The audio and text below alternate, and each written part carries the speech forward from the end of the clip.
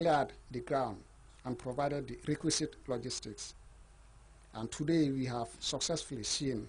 This training is an additional and in line with the CDS training calendar 2013 to ensure a highly trained armed force that is prepared to meet the ever-demanding security challenges in the 21st century.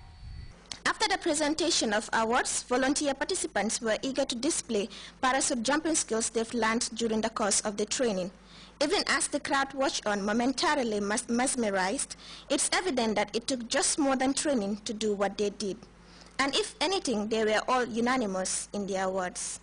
Like when you are up at 1,200, the moment they open the door of that plane, and you are to jump out of the plane, it takes a lot of courage, but you just have to do it.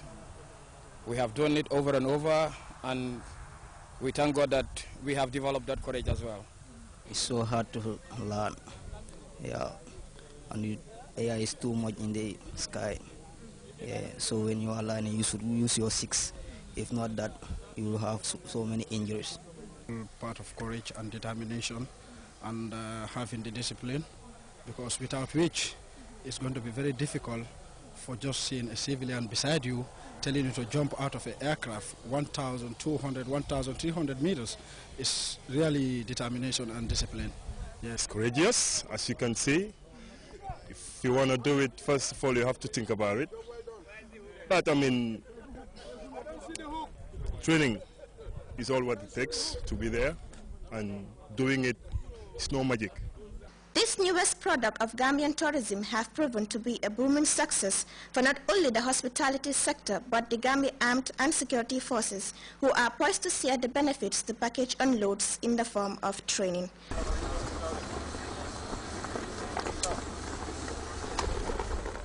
For Grts News, I am Dekumba Demba.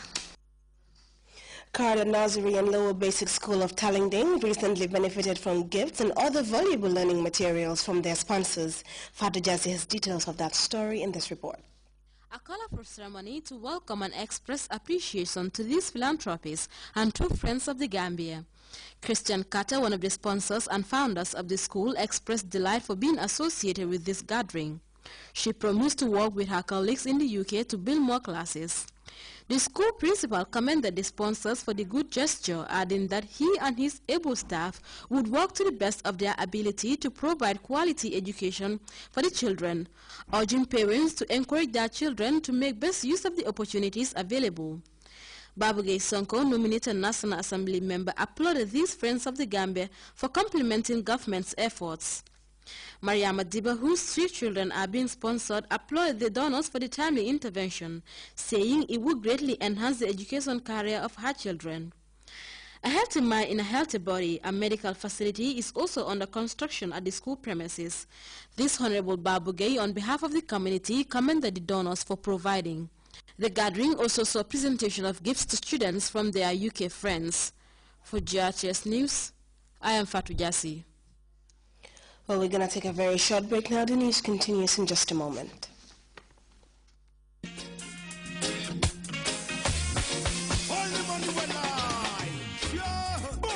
Million ways to die. Choose one. What that?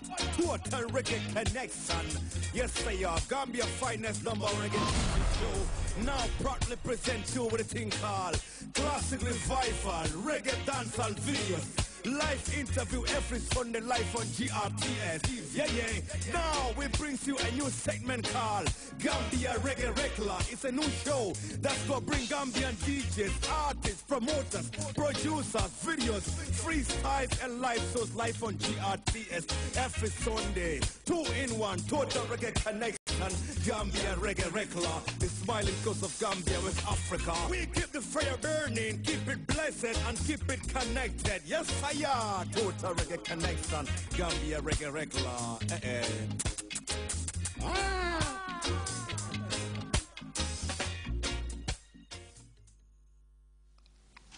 Well, to news from outside the Gambia now, the United Nations has raised concern over cases of human rights violations in Mali and calls for investigations into the claims of reprisal and summary execution by the Malian army.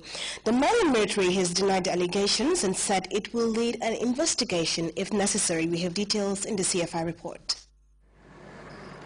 On the outskirts of Sevare, a town in central Mali, residents no longer draw water from these wells because of the odor of putrefaction. According to witnesses, Malian soldiers carried out summary executions here and threw the bodies into the wells. It was night, and when we were just going to bed, we heard the sound of gunfire. It is believed that between 10 and 20 people, suspected by Malian troops as having connections with the rebels, were shot or stabbed to death and thrown into these wells or otherwise disposed of. Mali's army has denied the claims. To the best of our knowledge, no executions were carried out. But if indeed they were, they will be investigated, just as they would in any normal army. Over the last several days, reports of summary executions have come in from Sevare, Mopti, and Niono. Most of the victims were Tuaregs and Arabs, whom the army accused of aiding the rebels. Human rights groups are calling for an investigation and the deployment of UN observers. The United Nations has been cautious in its response, intent on separating rumor from truth. The fact that there are rumors doesn't mean that these rumors are true. We need to be there to verify them.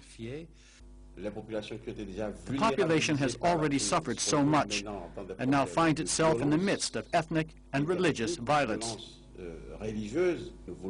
We don't want this. We don't want to be told that genocide is taking place. The French defense minister urged extreme vigilance among Malian troops to ensure against any abuses, saying that the honor of the Malian army was at stake. The British government is now warning its citizens to leave the Libyan city of Benghazi in response to what it says is a specific and imminent threat to Westerners. Benghazi is a city where an attack on the U.S. consulate resulted in the death of 4 Americans, including its ambassador to Libya, Christopher Stevens. And news of that threat comes just a day after U.S. lawmakers got their chance to question Hillary Clinton about the attack. It was at times fiery and emotional. But as CNN's Jill Doherty reports, explains the U.S. Secretary of State remains steadfast and forceful. If she was tired by more than 5.5 hours of testifying on the deadly attack in Benghazi, the recently ailing Secretary of State Hillary Clinton denied she was holding anything back from Congress. That's not who I am. That's not what I do.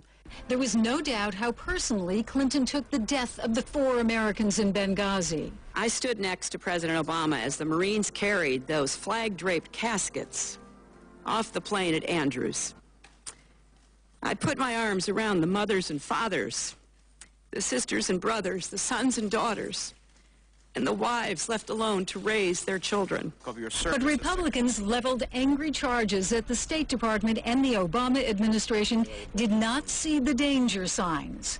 I categorically reject your answer. Had I been president at the time and I found that you did not read the cables from Benghazi, you did not read the cables from Ambassador Stevens, I would have relieved you of your post. We have no doubt they were terrorists, they were militants, they attacked us, they killed... Clinton was at times defiant and not afraid to push back. No. Again, we were misled that there were supposedly protests and then something sprang out of that, an assault sprang out of that. And that was easily ascertained that was not the fact. And the American people could have known that within days, and they didn't know that. With all due respect, the fact is we had 4 dead Americans. Was it because of a protest, or was it because of guys out for a walk one night who decided they'd go kill some Americans? What difference at this point does it make? Madam Secretary, you let the consulate become a death trap. And that's national security malpractice. I think I've made that very clear, Congressman. For the first time, she explained why it was UN Ambassador Susan Rice and not she who delivered those misleading talking points. I have to confess here in public, going on the Sunday shows is not my favorite thing to do. In a day of heavy questioning, a rare light moment. Madam Secretary, first let me thank you for your service, and I wish you the best in your future endeavors, mostly.